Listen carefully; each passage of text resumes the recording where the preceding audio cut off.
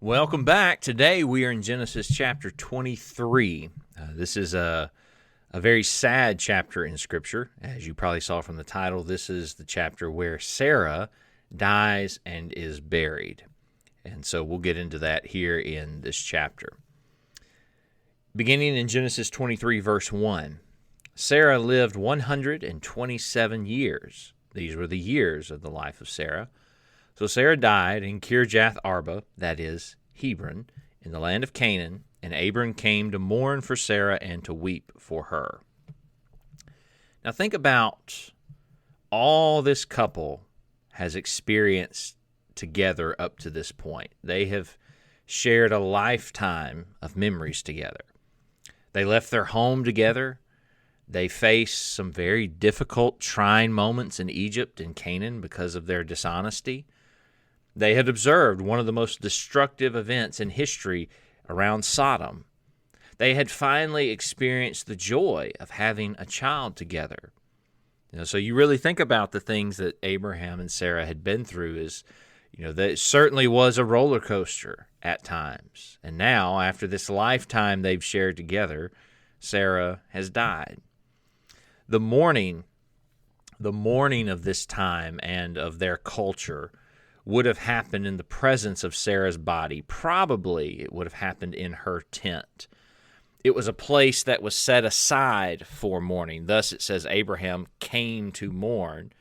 And then in the following verse we're about to read, it says he stood up from before his dead in the following verse here that we're about to read. So he's mourning for her. They have a specific tent set up. Probably it was Sarah's tent. They've set that up as this is the place where you go to mourn for the death of Sarah. Her body is probably lying there in the tent. Something we also see here is that not even Abraham and Sarah are immune from the curse of death. Going all the way back to Genesis 3, verse 19, after Adam and Eve sinned, one of the consequences for sin was that they would die, their bodies would return to the dust. It's also interesting, an interesting little detail here. Sarah is the only woman in Scripture whose age is given at her death. So the death of Sarah, this is a very sad moment in Scripture, but also a moment where more detail is shared than really with the death of any other woman in Scripture. So continuing on in Genesis 23, it says, Then Abraham stood up from before his dead, and he spoke to the sons of Heth, saying, I am a foreigner and a visitor among you. Give me property for a burial place among you, that I may bury my dead out of my sight. And the sons of Heth answered Abraham, saying to him, Hear us, my lord. You are a mighty prince among us. Bury your dead in the choicest of our burial places.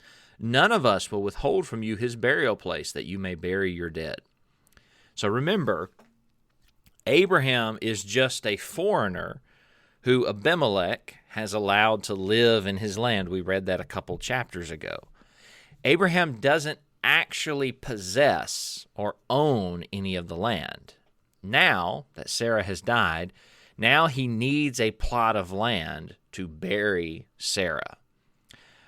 Michael Whitworth, in his book, The Epic of God, he wrote that the custom of the day required that a person be buried in the ancestral homeland.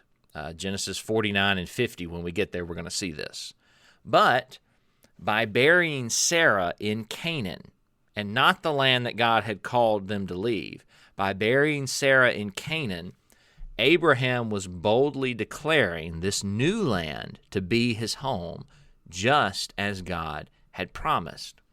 So by wanting to bury Sarah in Canaan, what Abraham is saying, this is my home now.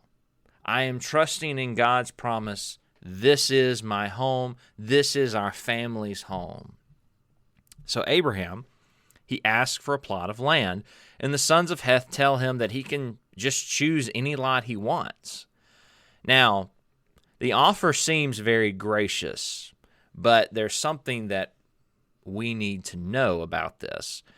1 Kings 21 verse 3 sheds some light on this, but people during this time were often very reluctant to sell their land to outsiders, to foreigners.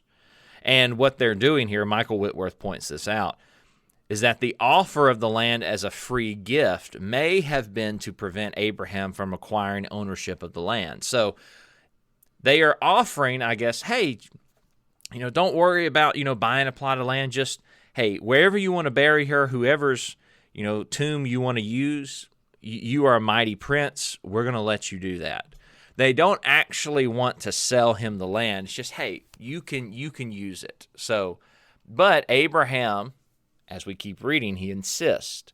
Abraham stood up and bowed himself to the people of the land, the sons of Heth, and he spoke with them, saying, if it is your wish that I bury my dead out of my sight, hear me, and meet with Ephron, the son of Zohar, for me, that he may give me the cave of Machpelah, which he has, which is at the end of his field.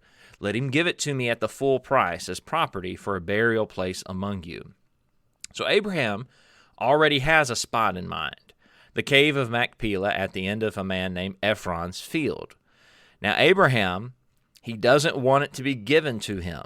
He says that he will pay full price for the property. He wants to own a part of this land. He's wanting to purchase a piece of property, and that will be his family's burial ground. It says, now Ephron dwelt among the sons of Heth, and Ephron the Hittite answered Abraham in the presence of the sons of Heth, all who entered at the gate of his city, saying, no, my lord, hear me. I will give you the field and the cave that is in it. I give it to you in the presence of the sons of my people. I give it to you. Bury your dead. Ephron offered to just give Abraham the land. Again, perhaps because Abraham is a foreigner in their land. So there's this back and forth, kind of this haggling. It seems Abraham's wanting to buy a piece of property. He's wanting to own a piece of the land. The folks who live in the land, they seem to be very hesitant to sell Abraham the land. They're not interested in selling their land to a foreigner. It says, in continuing on, then Abraham bowed himself before the people of the land, and he spoke to Ephron in the hearing of the people of the land, saying, if you will give it, please hear me. I will give you money for the field. Take it from me, and I will bury my dead there. And Ephron answered Abraham, saying to him, my lord, listen to me. The land is worth 400 shekels of silver. What is that between you and me? So bury your dead. Michael Whitworth pointed out that some believe that the price of 400 shekels was an insanely high price. The annual wage, he says, for a worker would have been around 10 shekels of silver. So some people are wondering, finally it seems Ephron is maybe like, all right, fine, look, 400 shekels of silver. He lists some insane price for the land, maybe hoping that Abraham will be like, oh, well, I don't want to pay that. So the price may have been this high because Abraham was offering to buy it once and for all. Basically, what Abraham is saying is, look, I'm not renting this land. I am going to buy it and own it outright from here on. This isn't going to come back into your family in a generation. I'm buying this. So perhaps the price is so high because Ephron realizes that Abraham's not wanting to rent this land for a time. This is going to be his land going forward, and so perhaps that's why the price is so high. But what it says is Abraham listened to Ephron, and Abraham weighed out the silver for Ephron, which he had named in the hearing of the sons of Heth, 400 shekels of silver, currency of the merchants. So the field of Ephron, which was in Machpelah, which was before Mamre, the field and the cave which was in it, and all the trees that were in the field, which were within all the surrounding borders, were deeded to Abraham as a possession in the presence of the sons of Heth, before all who went in at the gate of his city. And after this, Abraham buried Sarah his wife in the cave of the field of Machpelah before Mamre, that is, Hebron, in the land of Canaan.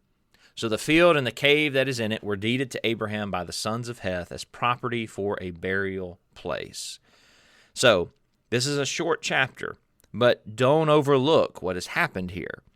Abraham has so much faith in the promise of God that he is willing to pay an incredibly high price to be able to call Canaan his home His faith was in God's promise, and he looked to, as the writer of Hebrews wrote in Hebrews 11, verse 13 through 16, he looked to a greater homeland.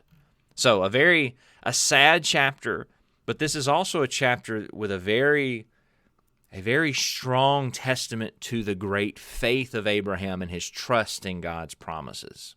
And so we think about this chapter, and we think about us.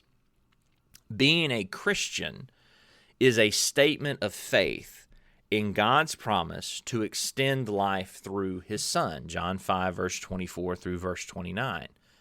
Being buried with Christ in baptism and raised to walk in newness of life frees us from our spiritual death problem, Romans chapter 6.